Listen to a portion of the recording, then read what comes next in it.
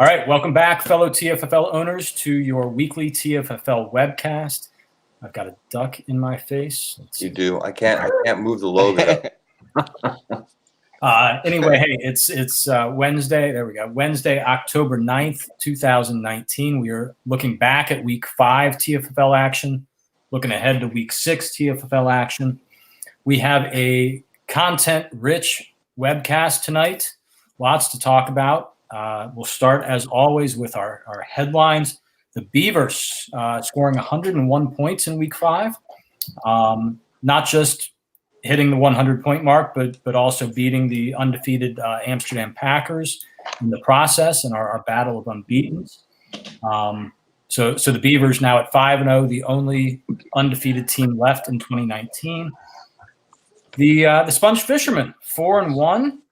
And the news, the headline here is they make a bold move for a new starting quarterback. We'll talk about that later. Big game on tap in week 6 between the Beavers and the Sponge, 5-0 and 4-1 for SoCo supremacy. On the other hand, we have the Senators and the Devils both falling to 0-5 and conveniently playing each other in week 6 for supremacy of a different sort, for the lead for the number 1 overall pick in 2020. Terry, unfortunately, the Mongols losing the battle of 1 and 3 webcasters here. The Mongols and Jack's Giant Killers. Injuries still sidelining Drew Brees, Darius Geis, and now you've got new ones to Mason Rudolph, Philip Dorsett, Evan Ingram. I think it's fair to say, and I'm not trying to be mean, but I think the Mongols are in the hunts now for that number 1 overall pick. And it kind of helps you now those 2 0-5 teams, one of them is going to get a loss this week. Yes. So let me do our panel intros, and then we'll get chatting here.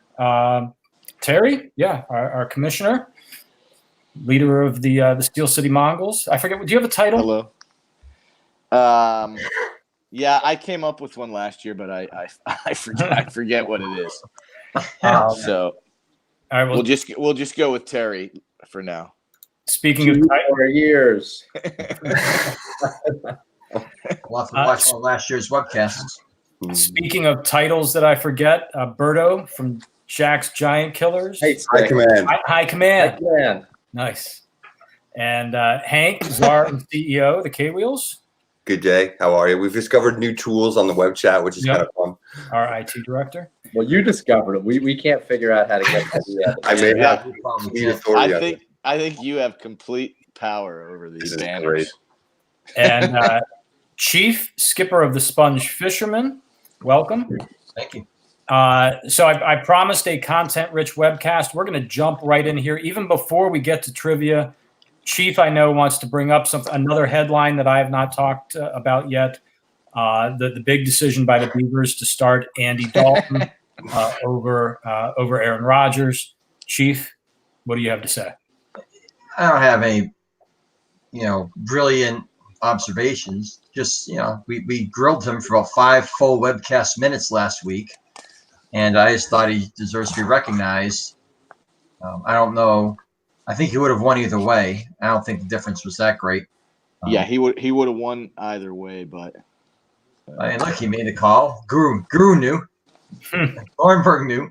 I just want to say that those 3 guys are sorry, Berto. Or Berto wasn't here.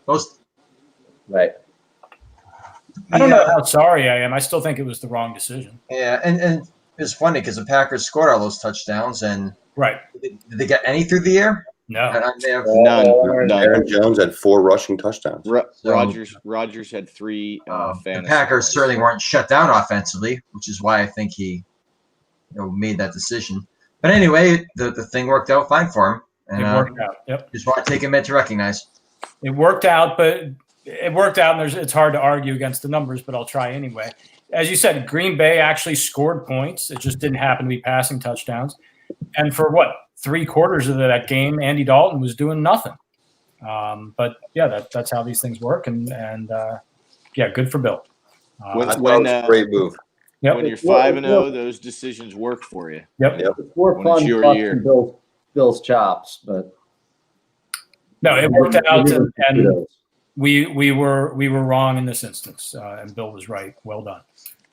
And he is rewarded with a 5-0 record to start the season, a big win out of the way against the Impact. Mm-hmm. Well done beating the Impact, Thornburg. Anybody who beats the Impact gets my respect and kudos. Beat the Impact. All right, so TFFL trivia time. We're gonna turn this into TFFL game time. So I'm kind of running out of trivia questions. Okay. I'm told this is going to resemble a $25,000 pyramid.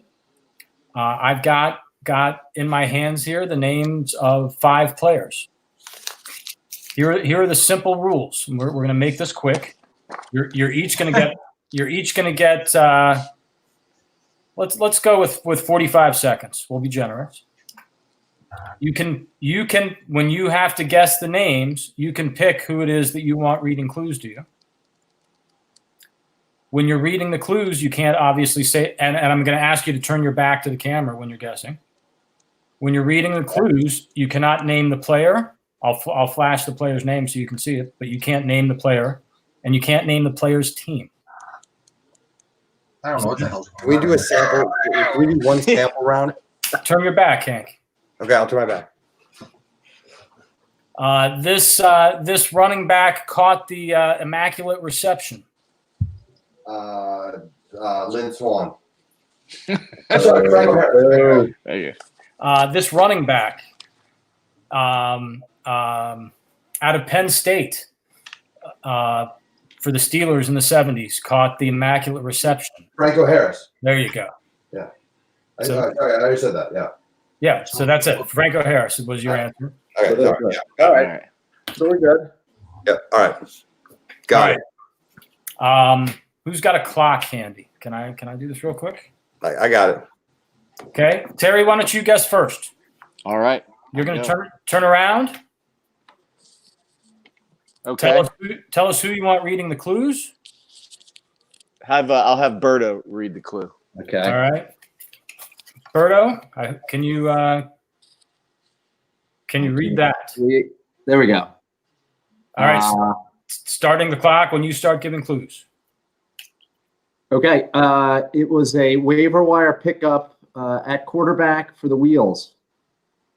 Derek Carr. Nope. Only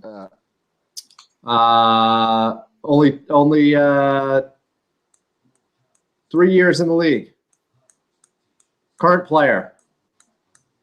Current player for the Wheels. Yes, waiver pickup.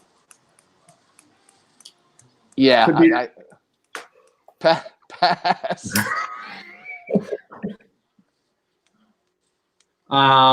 His brother just got fired from the Redskins. Jay Gruden. John But- Gruden. Yes. And time. 45 seconds. Boy, our audience is gonna love this. I know. Yeah. This is compelling television. Riveting. Waiver wire pickup. Yeah, just Deshaun Watson. So you can't say. He was I couldn't say that he was on the Texans, right? You could have said who he was throwing to. No, that's true. All right. All right, Berto, turn around. Could he say he won a national championship Yeah, at Clemson. Yeah. at Clemson? I didn't know he was an FA pickup. Let's have I signed on the waiver wire. Waiver pickup. let's have Phil read them. All right. All right. You have the clock there, Phil? Yeah, I got the clock. Hang on. Got your own clock? Yep. And okay. This guy played quarterback for North Carolina State in college. Yep. This guy just got fired. He's the brother of the guy on Monday Night Football. He's the coach. Jay Gruden. Yeah. Good. Next. This running back played for Auburn. He's a member of a Northern Conference team that's not in our division.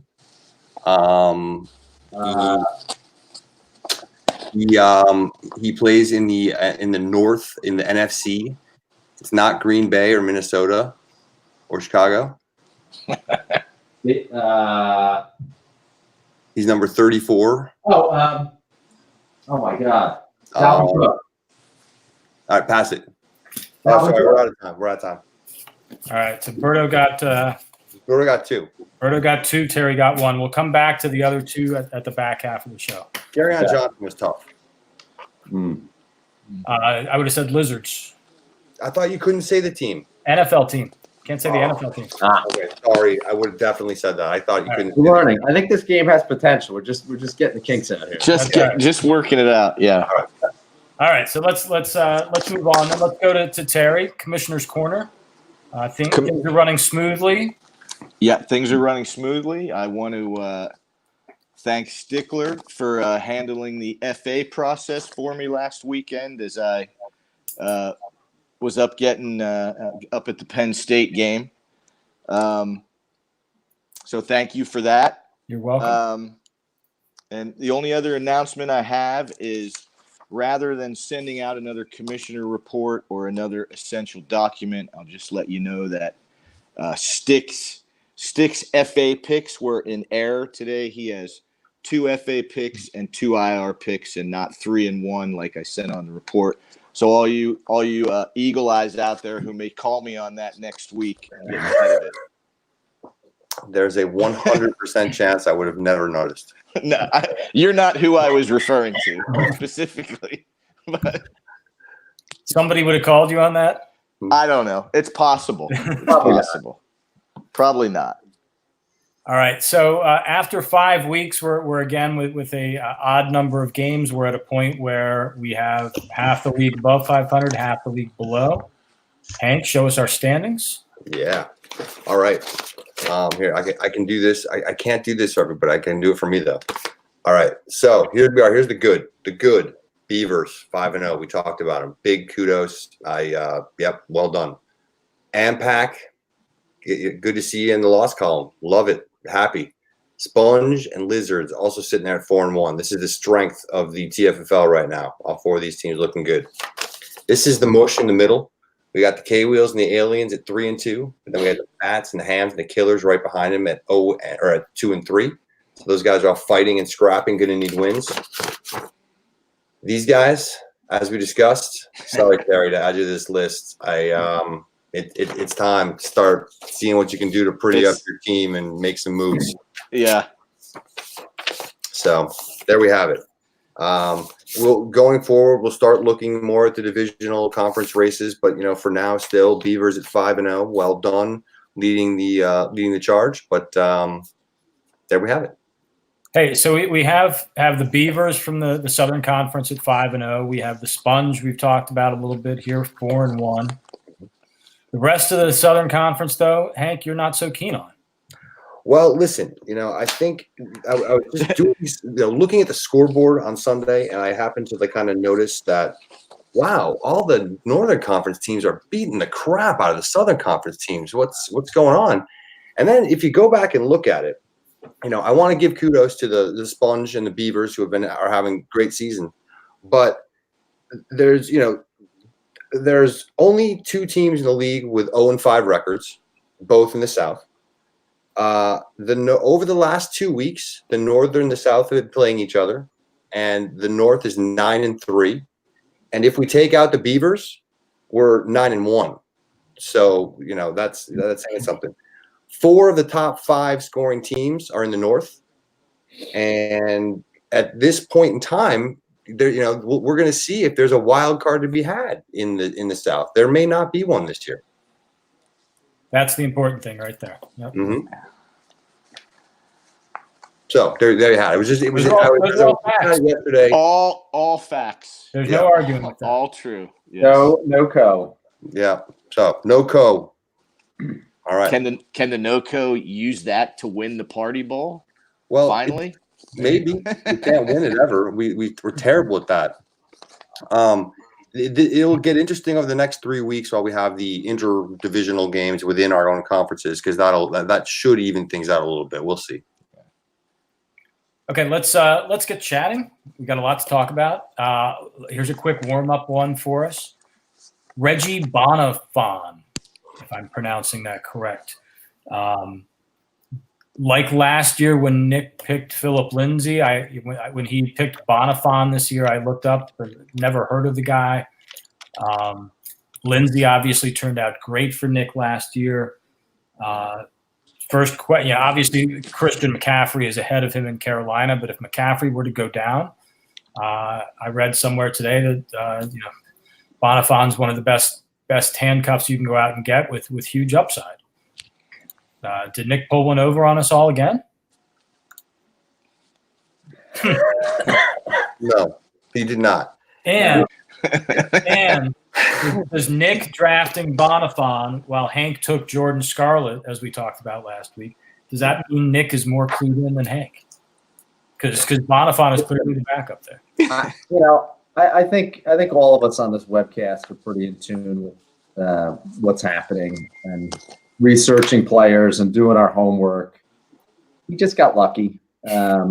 So I'll give him Philip Lindsay last year because that was that was earlier, right? I feel like he picked him earlier in the draft. I think Lindsay was 10th or 11th. Lindsay, yeah. So, So no, he got lucky on this one. He again, you said he is the second biggest fan of college football besides Thornburg, after Thornburg. So he heard the name somewhere or happened to catch a game on a Saturday. The guy looked good, and all right. But when you talk about handcuffs, and you guys talked about this on the webcast last week, it's when it's solidified, right? You know that you have that specific guy behind the other running back. I would have loved to have taken Rashad Penny behind Chris Carson. He wasn't available, but it's that guy that is known. These other guys who kind of appear out of nowhere is, just a shot in the dark. But again, Nick did see his name somewhere, and I certainly didn't in the preseason, so I will give him credit for that. Hey, round seven for Reggie Bonifon. He took Reggie Bonifon around 7. Where did I take Jordan Scarlett? Late. 13, I think. Yeah. Late. Yeah. Well, I will say, okay, so round 7, that is saying a little something then, because I thought it was a 13th round flyer. So, all right, I'll give him a little bit more credit. If it's a round 7 pick, you're picking him because you're not waiting till later in the draft and taking an end of the draft flyer. So I will give him a little bit more credit that he did pick him early because it's a guy he liked. So, all right. That does change my opinion a little bit of it. I don't recall where he went to college or anything, but Reggie Bonifon was not the unknown we're all making him out to be. By the end of the preseason, he was a clear number 2 in Carolina. Mm-hmm. Any kind of NFL Network, any kind of Roto-World, you look at depth chart, he was always right behind McCaffrey. Mm-hmm. The bigger point is, who cares? McCaffrey's getting 98% of the carries, over 70% of the touches in that offense. If he happens to go down, it's not like one player is going to step in there and beat Christian McCaffrey. It's just not happening. No.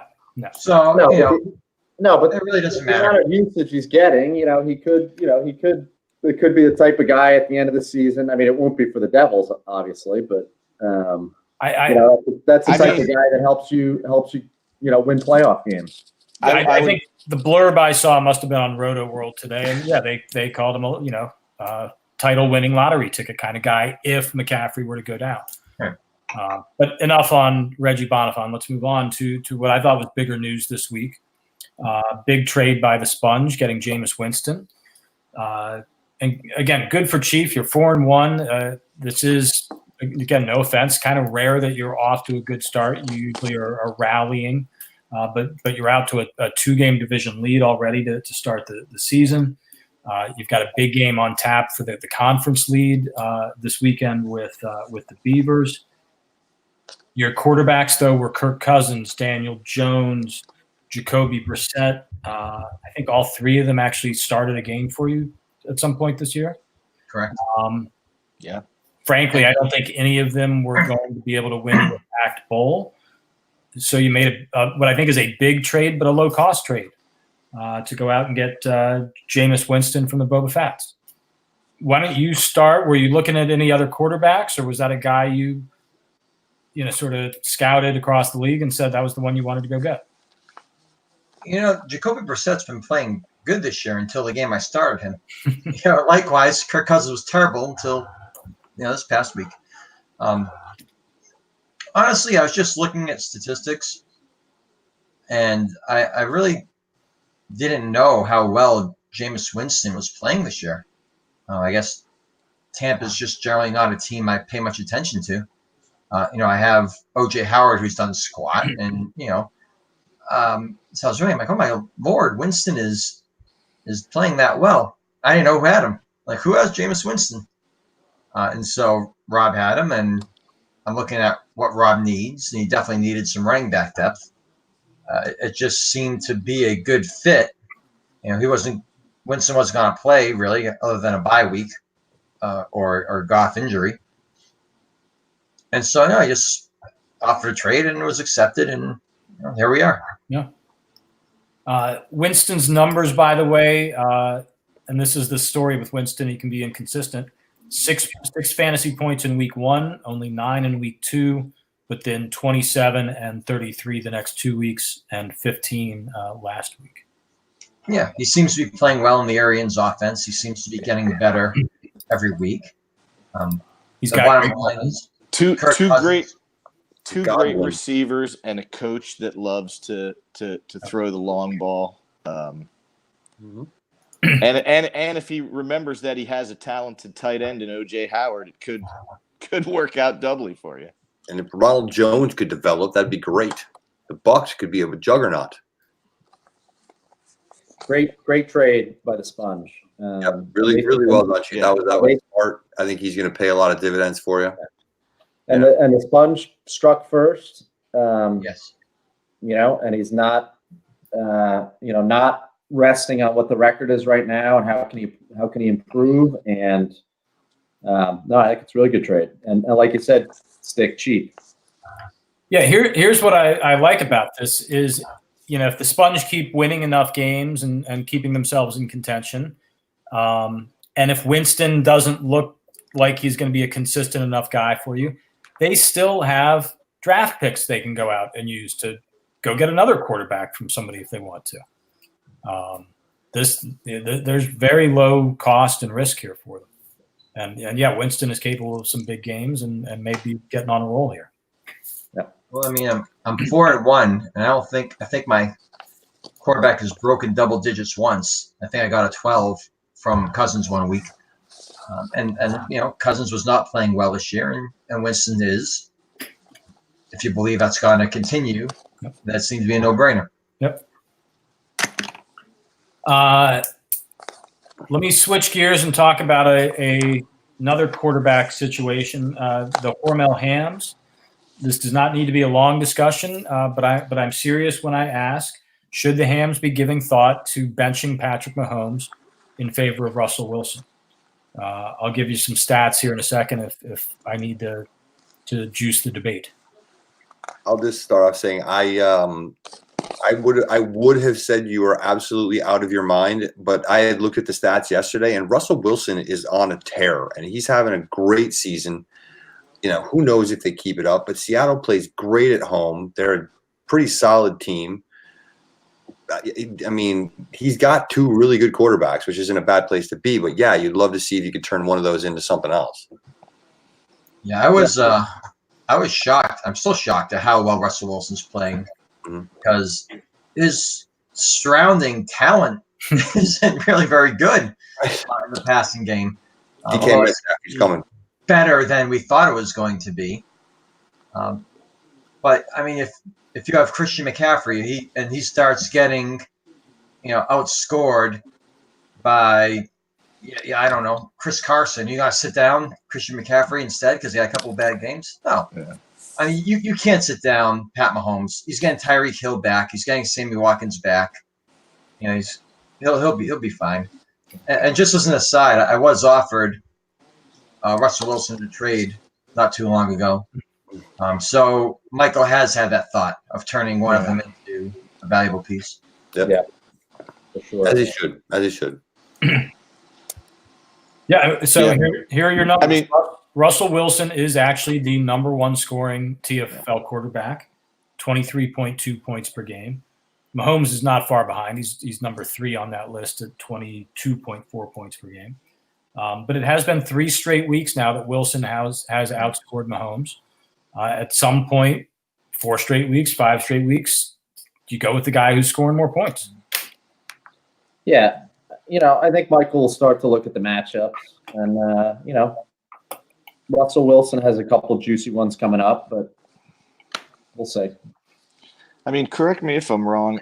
Well, first, let me say I'm in the camp that says, at least as of right now, you keep rolling Pat Mahomes out there. But Wilson's numbers, I think what really makes them impressive is the efficiency. He's really only throwing like 28, 29, 30 times a game as opposed to, 45 times for Mahomes and other guys. But, yeah, the numbers he's putting up so far this year with relatively limited pass attempts is crazy. Mm-hmm. These are good problems to have. Yeah. And yet the Hams are 2-3 now. They are. Tevin Coleman is coming back. That's going to help. Which should help him. Yeah. He looked good last week. Yeah. So, Terry, let's talk about your quarterbacks. You've got an interesting situation now. Drew Brees is still out for several more weeks. Mason Rudolph, and we could bring back up our NFL violence discussion. Mason Rudolph nearly died. They didn't even flag the play. Yeah. Josh Allen just happens to be on a bye in week 6 for you. So you do not, as Kramer did a couple weeks ago, you do not have a quarterback. Right. What's your strategy here? Do you use a fairly valuable free agency pick? You go try to trade for somebody as a stopgap, but still have a quarterback on your roster, or do you go trade for somebody big? Yeah, I've looked at some of those scenarios. I was also offered Russell Wilson, but I didn't do that. I didn't really have any players that he wanted, but maybe a pick, but didn't do that. No, I'm probably at 1-4 with all the injuries that I have that you mentioned before. I'd have to move heaven and earth to probably get in a playoff spot. So I don't know how valuable that FA pick really is, except maybe, in a trade. But yeah, right now I'm going to throw an FA pick out there and see who I get. Do you see Josh Allen as a potential keeper? I do. He's still got some work to do, but he usually gets some rushing yardage every game, and he seems to be improving. Obviously, accuracy is important for a quarterback, and he needs that to improve. But I do think Josh Allen has potential. Yeah, I do. Yeah, that's a pretty interesting thing about the Russell Wilson potential trade. Because if you're Terry, or if I'm Terry at this point anyway, I'm looking at next year. I don't want to win too many more games. Even though, as Phil mentioned earlier, the Southern Conference isn't that intimidating. I'm trying to hold on a sneeze here. Hold on a second. So at one point, you don't want to get the Russell Wilson if he was going to help you win games. At the other point, he's a keeper for you. He's probably a 4 or 5 year keeper for you at least. And so I think you do have to look for that. So it's kind of you kind of that competing, missions there. Yeah. I think it would be a terrible trade for the Mongols to get Russell Wilson. No, they should not do that. You don't acquire players like that can potentially get hurt the rest of the season and give stuff up. No way. No way. You're winning games. This is when you're shedding players. I think it would be stupid to acquire them. Berto and Hank agree. There we go. How about it? We all come together. I mean, that deserves a banner. All right, so our last topic here, I brought this up at the very end of our last webcast, where I mentioned that I think this year we might have a more active trade market in season. Tell me if you guys disagree. Driven by the fact that we've got 3 teams already that are already looking toward to 2020. Last couple of years, it feels like most teams have been close enough to a playoff spot that nobody's really been willing to make a big trade until maybe the very end, and even then it's been tough. So, yeah, we'll have a more active trade market this year. You can usually spot a couple players far out that are going to be the hot names. Julio Jones was one last year, for instance. I often think of Des Bryant as a guy who was often in this category for the Mongols. Who's going to trade for Des Bryant? Who's going to trade for Julio Jones? Who are we looking at this year? Who are the 2 or 3 players across those 0-5 teams or the 1-4 Mongols? A guy's name who seems to come up always at this time of year, who would fit into somebody's lineup who needs a receiver, is Larry Fitzgerald. Yep. You know, they're winging the ball around in Arizona, and he's looked great so far this year. Is somebody going to give up a first-round pick for Fitzgerald? No way. No, I don't think so. No. But you compile some draft picks. Yep. I think there's a couple guys in the sentence. I didn't say first round draft pick, so I didn't pay attention. Julian Edelman, I think, is a name. Yeah. I think possibly either one of Smith-Schuster or T.Y. Hilton.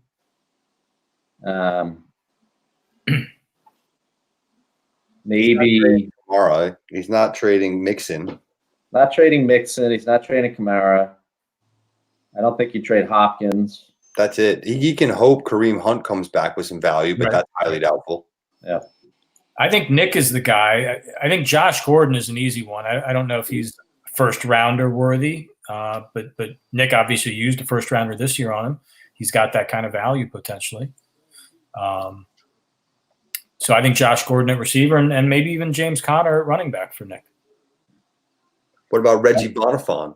I don't think Connor's going anywhere on the Devils. Bonifon's the future. Nick's not. I would say that if you could get anything for Bonifant, now's the time. Now that we've talked him up, he's behind. Disclosure, I've already asked the Devils about Connor. Have you? Thornburg should be making the deal with him, and I know Thornburg's listening. Bill, you should be thinking about wrapping up Bonifant and getting him from Nick on the cheap. He's not trading him. Probably not. He's got to start him. For Thorny, I'm just thinking depth. If during a long season run at the end. What happens if McCaffrey sits out the last 3 weeks? He needs him for the playoffs. How about Stephon Diggs? Yeah, perfect. His value's in the toilet, though. What are you going to give up? I mean, if Diggs gets traded, I don't know if that's really going to happen, but he'd have more value. Right now, he seems to be the forgotten man in Minnesota. He should complain like Thielen did, and maybe get some balls. For one second here, I was having a discussion with somebody about Kirk Cousins. Kirk Cousins sucks. He is a cancer on the Vikings, and he really makes me mad right now. We're only 6 games into his career, and this is a terrible $84 million guaranteed investment. Stephon Diggs and Adam Thielen were awesome last year with Case Keenum. What has happened other than insert Kirk Cousins? Kirk Cousins was there last year too. Or whatever, the year before, whenever Case Keenum was there. 2 years ago. Yeah, 2 years ago. Yeah. But I'm not happy with Kirk Cousins. And the Wheels and Sponge agree. I got to edit it. All right, so let's start looking ahead to week 6 here a little more. Terry, why don't you run through the schedule? I think we know what the game of the week is going to be, but we'll talk about that. Well, the schedule's starting to look interesting. The Hams at the Mongols. The Hams look to even up their record at 3-3. The Aliens and the Killers. I think that's an important game. That's a big game. Fats versus the Ampac. The Lizards at the Wheels is an important game. Again, in the perverse sort of way for the battle to stay winless, the Senators and the Devils at 0-5. and I'll have some personal interest in watching that game as well. And then the game of the week, the skipper of the Sponge Fishermen will take his 4-1 team to play Thorny and the Slippery Beavers at 5-0. Game of the week. This starts to get to be an interesting time because up until now, other games of who's winning or losing, I don't pay too much attention to. But now I'm starting to actually root for the AMPAC. No, you're not. To beat the Fats, right? Because the AMPAC are not going to lose our division, I don't think. So let's start knocking out some of these other teams who are going to be competing for wild cards. Yeah, I hate to say it, but or two and three or the teams Mongols all beating the read Hams. Nilly Reed. Hank is only a game back of the AMPAC. I know, but One game and a half because he beat me. all right. So maybe I'm seeding the division, but I'm not seeding the division. okay. But I know what you're saying, Berto. Yeah. If you feel like you're more in the wild card race, Yeah, I'm starting to root for some of these division leaders. or you really want to root for the people, the teams that you've already beat, where you've got the tie break, that Yes. starts to get into play. That too. But job one, let's beat the aliens. Chief, is Devontae Adams going to play this weekend? Yeah, I don't know. Yeah, that's a big question. Early indications are probably. Last week, Golden Tate put up a 0 in his place. So I'm certainly hoping he comes out and plays, although I don't know.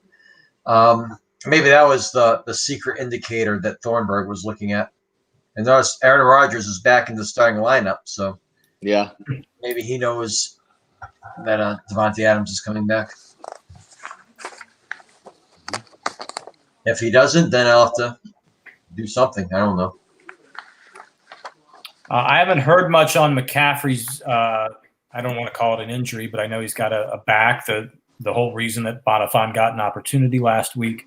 I presume McCaffrey is playing, and I think we can presume he's 100%. But there's probably a question there. I think Godwin's a little banged up, but I hate to say it. The Beavers have a really strong lineup. We've been saying that since before the season started. Sure. They're going to score some points. But, I'll be curious to see what Jameis Winston adds as a high upside quarterback at the top of your lineup. And that Carolina game is at 9:30, so Yeah. Beavers will know early. I just can't believe that I'm a game of the week twice in the span of 3 weeks. That doesn't happen. They're the darling of the league. Go Sponge. Let's just hope you're not the Cleveland Browns of the league. After one of your early season victories, I think I referred to you as the cardiac sponge, pulling out that game at the last second. The first 2 weeks were kind of First 2 weeks, yeah. And then the first one was like a 34-32 final or something. So it's I'm not exactly a powerhouse here. Things have broken my way. Take it. Yeah. They have lately, so absolutely. They have lately, so absolutely. Now you start to get hot. Everybody plays well. There you go. Contagious. All right. So Just to throw one more thing on it. Yeah. And listen, you can say if I start right, everybody team can do that every week. Right? I made the last second decision to play James White over Matt Breida based on Rex Burhead and the rookie there, Harris, being inactive. If I played Matt Breida and stuck with Kirk Cousins for one more week, I would have broken 100. Yeah. Well, if I would have not overthought it and left Will Fuller in the lineup, I would have had 5 points between Fuller and. The only reason I bring it up is I don't think the Beavers and the Sponge are too far apart. Yeah. My coaching hasn't been great this year. Speaking of high-scoring games, Hank pointed out to me, and I think we all saw this. Week 5 had some immense individual performances. Mm-hmm. I think if, as Hank said, if you constructed a lineup of the highest-scoring quarterback, 3 highest-scoring, 221 points or something, among Crazy. So many big numbers. Watson, McCaffrey, Jones. It would have been a good basketball week. Yeah. Yeah, huge numbers. Yeah. I think DJ Chark made that list. Yeah. Yeah. I don't. Did I send that? I don't remember where that came from. Did I send an You email? emailed that to me. Mhm. So I think we have one live audience member, and he tells me that that the $25,000 pyramid played well with our audience members. So Nice. Nice. let's see if we can wrap this up with Hank and Chief getting to guess. Yeah. Hank, who do you want to give your clues? Are we going to continue the game? Sorry, I was pulling up this thing. Yeah, I had the lineup. It's Deshaun Watson, Aaron Jones, McCaffrey, Jacobs, Fuller, Thomas, DJ Chark, Tucker, and the Houston D, and that comes out to 221. Nice. Wow. Nice. Big numbers. All right, sorry. All right, What are we doing? let's play a little more, just to be fair, and to waste 2 more minutes. Okay. Who do you want to give your clues, Hank? Who's ready? Berto, you ready? Sure. To redeem Berto to redeem himself from earlier. All right. Somebody's got to time this. Hold on. That'll have to be me. Don't let me time it. Bear with us, folks. So I can't say the NFL team. Nor the player's name, obviously. Okay. But you can That's say the it. TFFL team? Yes. TFFL team and collegiate team, just not professional team. Okay. All right. Whenever you're ready to start, Berto. He is on the Fats. He's on the Frams. Okay, so Jared Goff, Plays quarterback. Todd Gurley. Jared Goff, Todd Gurley, Yes. Cooper Kupp. His son is coaching right now. He coached for the Denver Broncos. Won a Super Bowl. Old coach for the Denver Broncos. Elway was his quarterback. Dan Reeves. No. His son's a coach. Pass. Yeah. He's on the Aliens. He's a running back. Carlos Hyde. Not Ito Smith, but the other guy. Who? Not Ito, but the other guy. Ito's his backup. Devontae Freeman. Yes. He's on the wheels. He's a wide receiver. It's got to be out of time. Time. Robert Woods, DK Metcalf. Yes. Yeah, you are out of time. I missed it by 5 seconds, but we'll give you that. All right. So I think that might have been 3 for Hank. Okay. We got to work on the style of that game, but we might have something here. I think we've got something. I'm just trying to mix it up. No, I like it, but we got to work this up in the lab first. All right. Chief isn't in agreement yet. Chief, you're not feeling it? Hank, why don't you take back the timing duties? What I can take back time duties. I'm ready. All right. And Chief, who do you want to read your clues? I want you to read them. Well, I can't do that. Well, yes, I can. Sure. There you go. But we still want to see who it is. Of course. I think I can show it and read it at the same time. Mm-hmm. You ready to start the clock, Hank? Yep, Can you ready. hear me? Yep. Yep. All right. This Heisman winner from Louisville. Lamar Jackson. Ding. This running back. 2 B's. Are there 2 B's in the middle? He's Good reference. He plays in the NFC South. Alvin Kamara. Struggling to hold on to his job every year. Not Peyton Robert Barber. Woods. Yes, Peyton Barber. Ding. Ding ding. This second-year receiver also plays in the NFC South. Came out of Alabama. Calvin Ridley. Yes. Yep. Ding. This And time. That Peyton Barber clue stick, that was atrocious. I didn't understand it. What was that clue? 2 B's in the middle. Oh, Yeah. That was a poor clue giving. I don't know how you got that. I thought I said 2 knees. we eventually got there. So Chief got 3 as well. All right. Nice. We'll work on that or some other TFFL game. That was nice. All right. So you're gonna take scores here, Hank? Oh yeah, sorry. Give me the scores. You and Chief had 3. I think Terry had 1 and Berto had 2. Yeah. All right, then I gotta All right. While you pull that up, I'll start to wrap this up here. So I think barring any big scheduling conflicts, we'll be back next Wednesday, October 16th. Again, every week is a big week, but we can point to several big things going on this week. Chief, good luck. If you can beat the Beavers, we will have no more undefeated teams. Again, good luck seeing early rewards from the Jameis Winston trade. Real early. Yep. Hank? Yeah. Okay, give me the scores one more time. 3 for you, 3 for Chief, 2 for Berto, 1 for Terry. Okay. Got it. Good. So yeah, good luck. You're certainly not out of it chasing down the AMPAC. I have no way am I out of it. I'm coming to get you, Ralph. Hey, Berto, you just showed everybody the way. Everybody get on board and kill the AMPAC.